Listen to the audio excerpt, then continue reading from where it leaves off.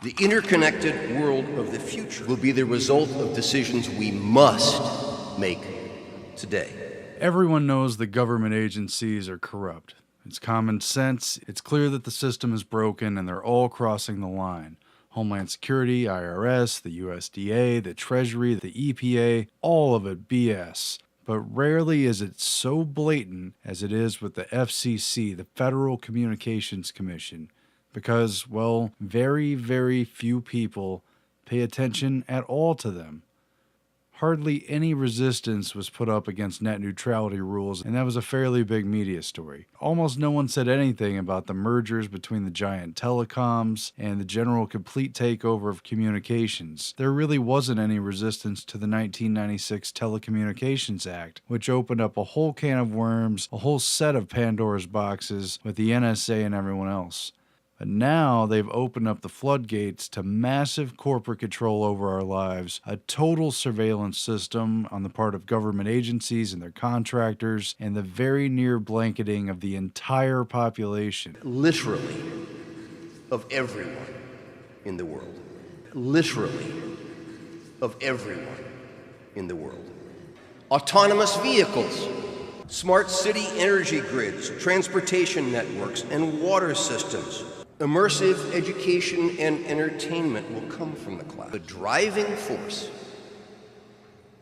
of the 21st century will be powerful processing, centralized in the cloud, and wirelessly connected to thin clients. All of whom will be saturated with gigahertz signals literally everywhere they go on the planet, and no one has permission. The United States will be the first country in the world to open up high-band spectrum for 5G networks and applications.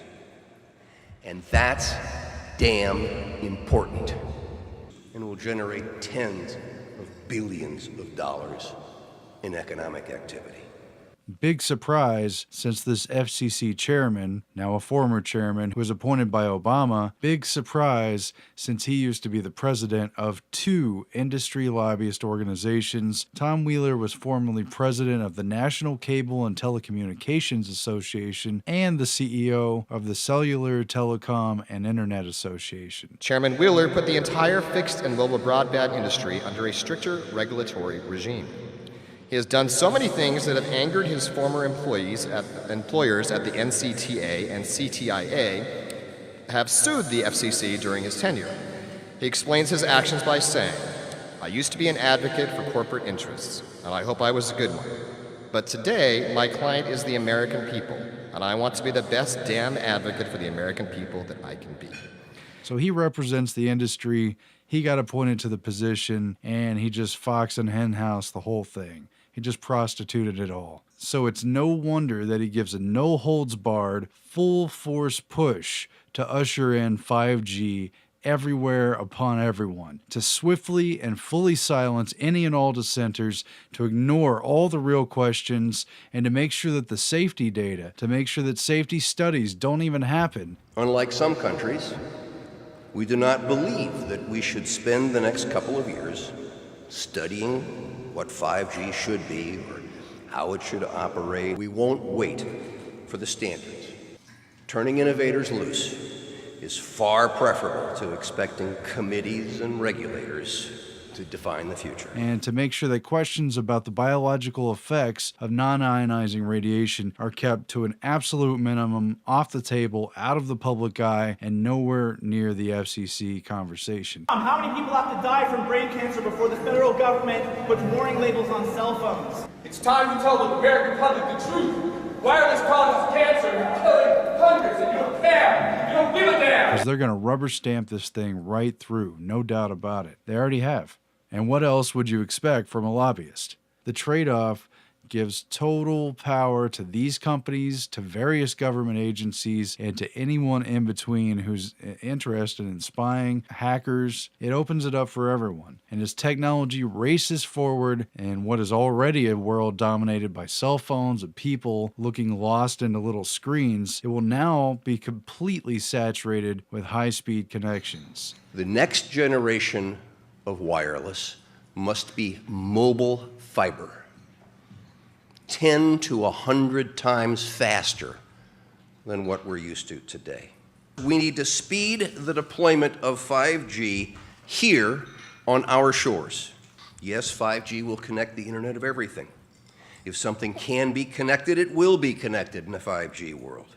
Of hundreds of billions of microchips connected in products from pill bottles to plant waterers, you can be sure of only one thing. The biggest Internet of Things application has yet Every to be single imagined. device and appliance in manufacture is being fitted with a two-way communication device, and it sends data back. Spying and surveillance is completely built in. It's a total default, and it's the given. Location tracking, health data, audio and visual recordings, text, and everything else is going to be continually collected. And Tom Wheeler of the FCC freely admits it. He thinks it's great because it's going to make everything faster, and it's going to make more money. We take our most significant step yet down the path to our 5G future. Others have covered it as well, but this is an issue that is not well known enough. 5G is a huge upgrade to the system. It is a complete overhaul compared with 3G and 4G.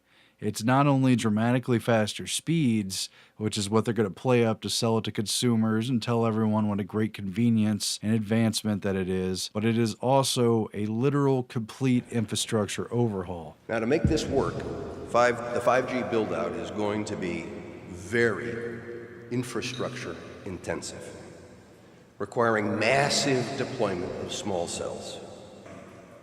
The big game changer is that 5G will use much higher frequency bands than previously thought viable for mobile broadband and other applications. Such millimeter wave signals have physical properties that are both a limitation and a strength. They tend to travel best in narrow and straight lines, and they do not go through physical objects as well.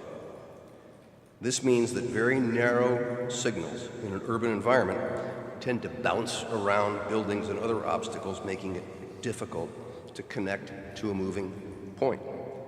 But brilliant engineers have developed new antennas that can aim and amplify signals, coupled with sophisticated processing that allows a moving device to pick up all of the signals that are bouncing around and create one coherent connection.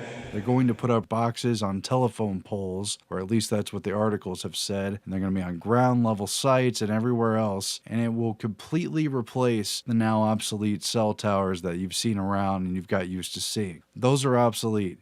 These are coming in very quickly. The cell phone and wireless companies are spending billions of dollars. They're racing to complete installation of the system by 2020, and that's now only 3 years away. Verizon and AT&T tell us they'll begin deploying 5G trials in 2017. First commercial deployments they're talking about are expected in 2020. They're fueling money into cities and private owners where the towers will be installed. They're paying them off, and they're moving so fast that there's going to be very few places that are free at all anymore. I don't want to add paranoia, I don't want to make people fearful, but basically, where can you run from this? Once this system is fully launched and up, it's going to be just like the Terminator Genesis system. It's going to be the rise of AI, and it's going to be like there's no looking back. We must reject the notion that the 5G future will be the sole provenance of urban areas. The 5G revolution will touch all corners of our country. We are the pioneers of a new spectrum frontier. No one gave permission for this because most people don't fully understand what's happening or why it matters. They're going to click on little agreements on their cell phone for the different sites they visit, and they're going to have no idea how much is going to be taken from that. But it's clear that this is not a good bargain, and people need to be warned. They should try to oppose this in their local cities and where they can, and try to challenge these companies because they don't want to face resistance, and they don't want a population that knows about the dangers and the risks of this technology. but the capabilities of this technology are absolutely unfathomable. I can't cover it all in this video. Go look it up for yourself. Now, I'm not going to get into Dr. Rasa Day of UCLA right now, do a more in-depth video later on, or a lot of the other brain doctors and neurological researchers, but Rasa Day was working with the CIA and exchanging technology and study data with the Russians back in the 60s and 70s and even further back, and he figured out scientifically, demonstratively, how non-ionizing radiation at various specific frequencies from microwaves or from other signals, how they could alter human and animal behavior. For instance, a simple 10 hertz wave could put someone into a stupor within a couple of minutes. Using neuroelectric devices that they developed by the 70s, they could put individuals or entire towns to sleep on command. They can aggravate people, they can alter their sexual preferences, they could delete their memories, they could turn on desire, they could turn on repulsion, and they could otherwise hijack someone's spontaneous and natural behavior. They could literally hijack your nervous system and your brain. And that was 30 or 40 years ago. Now things are very advanced, they're very precise, and they're very far along. There's discussions now at the Davos World Economic Forum that have broached the topic of mind reading and literal mind control. And these devices, the capability to do it is built into everything, every handheld unit, every laptop, mobile device that everyone's carrying around. And once things are fast enough with 5G, all bets are off. The constant ubiquitous connection with these next generation 5G towers. I mean, what else can you say? You either see it or you don't. But I'm not cool with that.